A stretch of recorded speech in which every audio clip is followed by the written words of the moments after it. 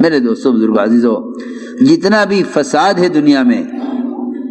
اس فساد کا تعلق براہ راست مومن کے بدن سے نکلنے والے اعمال سے ہے۔ اللہ نے صاف فرما دیا، ظہر الفساد فی البر والبحر بما کسبت ایدی الناس، کہ جتنا بھی فساد ہے بر و بحر میں، اس سب کا تعلق براہ راست مومن کے بدن سے نکلنے والے اعمال سے ہے۔ نظام کائنات سے کائنات کے تغیرات کا کوئی تعلق نہیں ہے، نظام کائنات سے کائنات کے تغیرات کا کوئی تعلق نہیں ہے، بلکہ نظام کائنات کے تغیرات کا تعلق براہ راست مومن کے بدن سے نکلنے والے اعمال سے ہے۔ جو لوگ اپنے حالات کو مقدمات کے، قرضوں کے، بیماریوں کے، کاروبار کے نہ چلنے کے،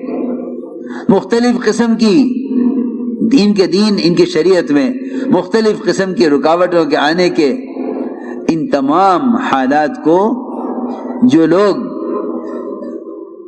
کائنات کے نقشوں کی طرف، یا مزید عرض کر دوں کہ جس زمانے میں مسلمان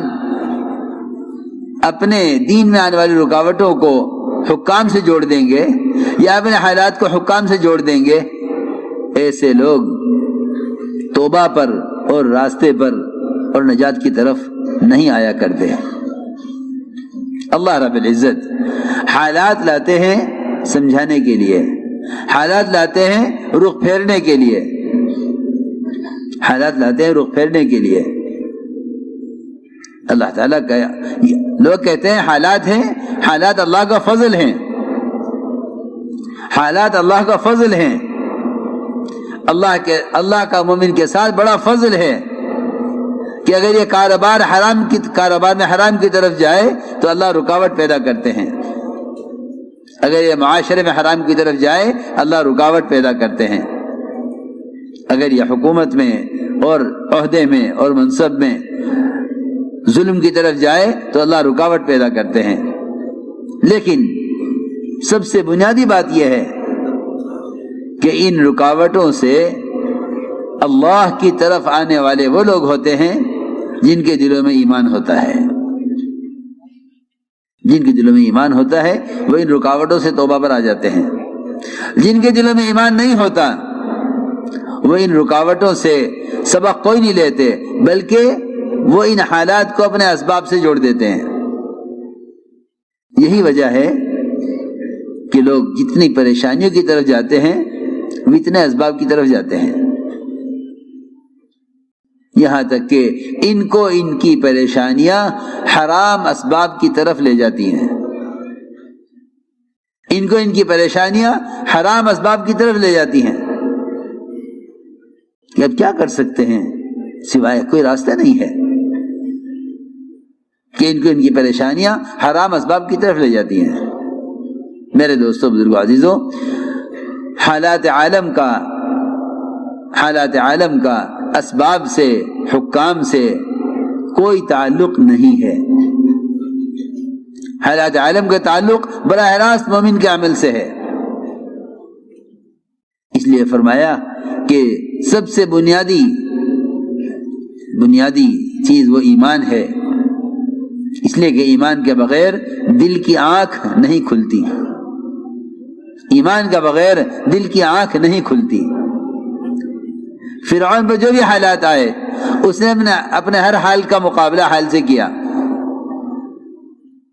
ہر حال کا مقابلہ حال سے کیا۔ انبیاء علیہ السلام نے آ کر یہ سمجھایا کہ تیرے حالات کا تعلق تیرے حال سے نہیں ہے، تیرے حال کا تعلق تیرے اعمال سے ہے۔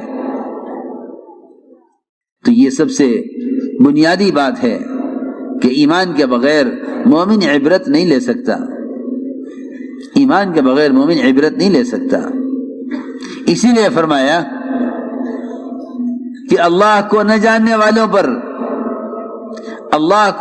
والوں پر جو حالات آتے ہیں، حدیثی مثال دے کر فرمایا کہ ان کی مثال اس جانور کی طرح ہے جس کو کھول دیا جائے اور باندھ دیا جائے، اس کو نہیں معلوم کہ کیوں کھولا گیا، کیوں باندھ دیا گیا۔ اللہ کو نہ ماننے والے، جو اللہ کو نہیں جانتے ہیں،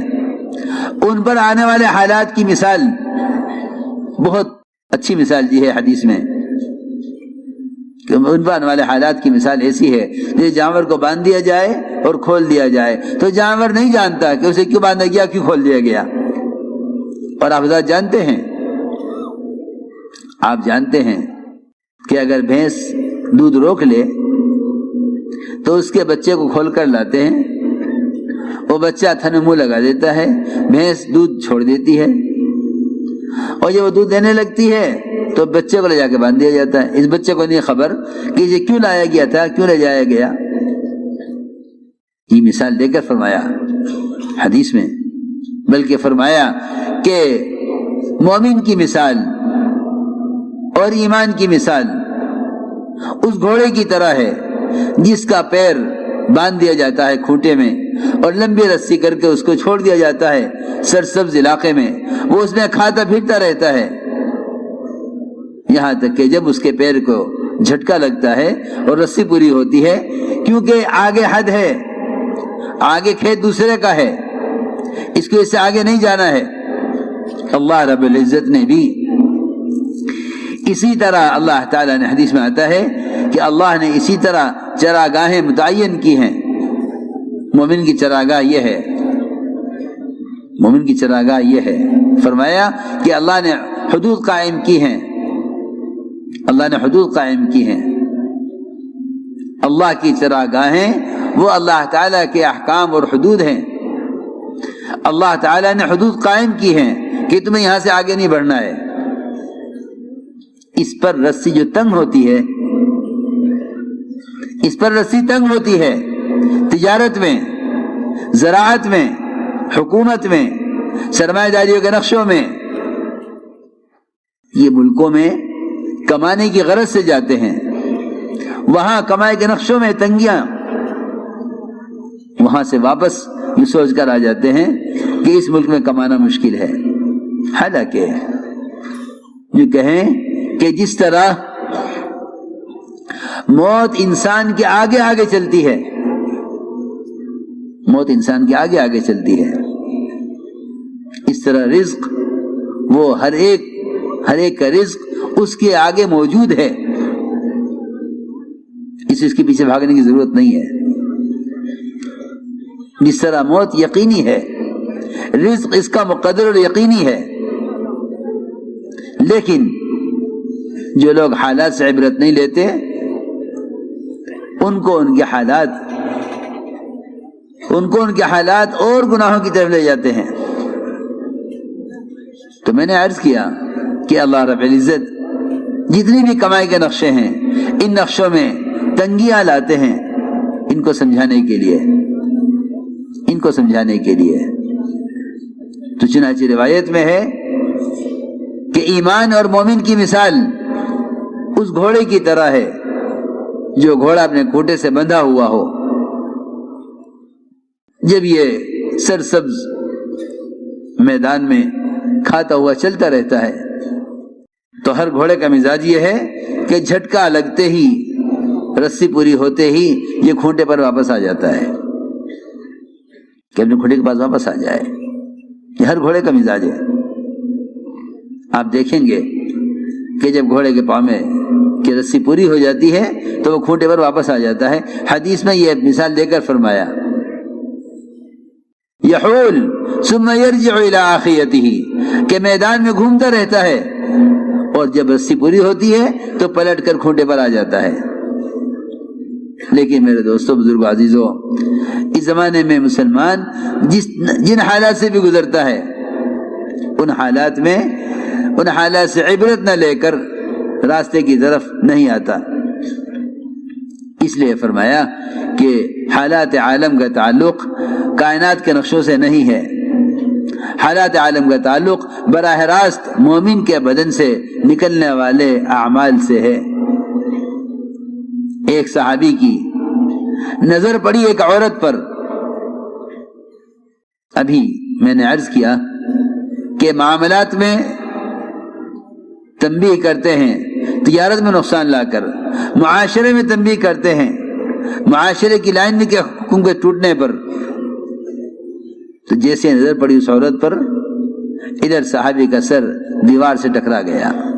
سیدھا آپ خود میں حاضر ہوئے، آ کے عرض کیا کہ یا رسول اللہ، میری نظر پڑی ایک لڑکی پر، اس نے فوراً کہا کہ نہیں، اسلام آ گیا ہے، میری طرف مت دیکھو۔ ابھی میں دیکھ ہی رہا تھا اس کی طرف کہ میرا سر دیوار سے ٹکرا گیا، یہ کیا ہوا؟ میں اور آپ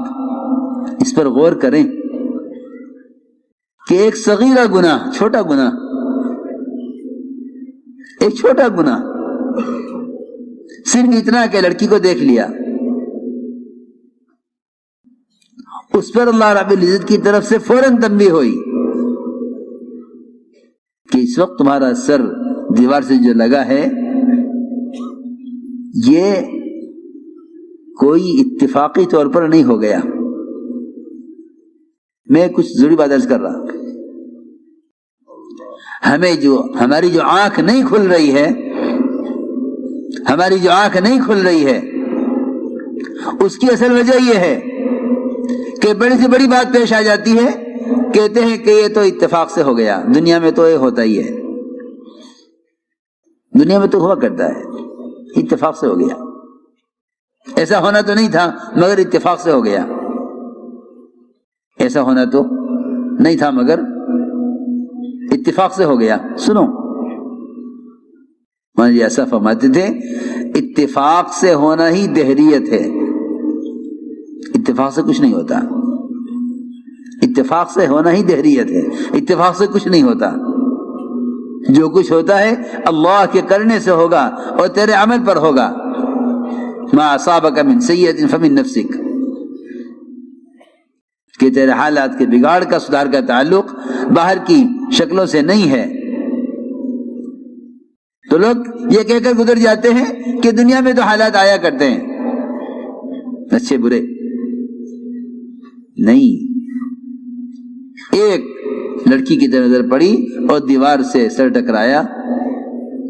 آ کے عرض کیا، آپ نے فرمایا اللہ تعالیٰ کا یہ معاملہ ہے مومن کے ساتھ کہ جب اس سے کوئی گناہ ہوگا تو اللہ تعالیٰ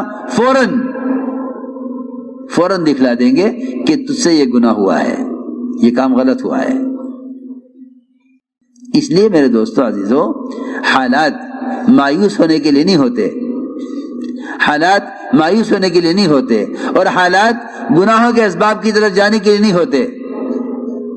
اور حالات حکم توڑنے کے لیے نہیں ہوتے، بلکہ حالات راستے پر آنے کے لیے، تنبیہ کے لیے، حالات حکم پر آنے کے لیے ہوتے ہیں کہ تمہارے حالات تمہیں حکم پر لاویں۔ ایک لڑکی کی طرف نظر پڑی اور دیوار سے سر ٹکرایا، آ کے عرض کیا، آپ نے فرمایا اللہ تعالیٰ کا یہ معاملہ ہے مومن کے ساتھ کہ جب اس سے کوئی گناہ ہوگا تو اللہ تعالیٰ فوراً دکھلا دیں گے کہ تجھ سے یہ گناہ ہوا ہے، یہ کام غلط ہوا ہے۔ اس لیے میرے دوستو عزیزو، حالات مایوس ہونے کے لیے نہیں ہوتے، حالات مایوس ہونے کے لیے نہیں ہوتے، اور حالات گناہوں کے اسباب کی طرف جانے کے لیے نہیں ہوتے، اور حالات حکم توڑنے کے لیے نہیں ہوتے، بلکہ حالات راستے پر آنے کے لیے، تنبیہ کے لیے، حالات حکم پر آنے کے لیے ہوتے ہیں کہ تمہارے حالات تمہیں حکم پر لاویں۔